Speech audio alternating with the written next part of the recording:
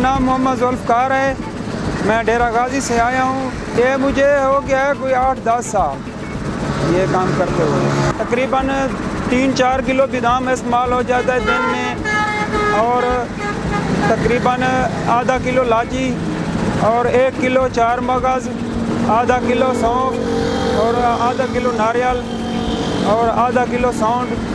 तो तकरीबन 20 किलो चीनी आ जाती है इसमें। ये जो मटीरियल सब आ जाते हैं, और मेरी सेल हो जाती है 8,000-10,000। ये जो है ना, पहले खसखस धोते हैं, उसको साफ़ करते हैं, उसको साफ़ करके फिर मशीन में डालते हैं। मशीन में डालते हैं और मशीन में 10-15 मिनट के बाद फिर हम लोग इसमें बादाम डालते हैं। बादाम डाल के फिर 4 मगज़ डालते हैं। 4 मगज़ के बाद फिर काली मिर्च, काली मिर्च के बाद फिर सौंफ, सौंफ के बाद फिर सौंठ, सौंठ के बाद फिर लाची। जब ये बड़ा फिर भी 1 घंटा लग जाता है इस मिसाले को, ये जो चीज़ें इनको पीसने में।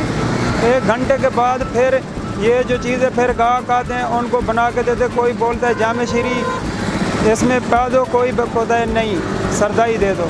ये गर्मी का एक तोहफ़ा है, डेरा गाजी से लेके आए हैं। ये गर्मी का बहुत तोहफ़ा है और ये अंदर को ठंडक देता है, क्योंकि हमारे पास पूरा मटीरियल है सरदाई का।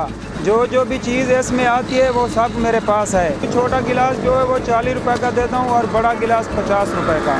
ये मशीन मुल्तान से भी बनती है और डेरा गाजी खां से बनती है।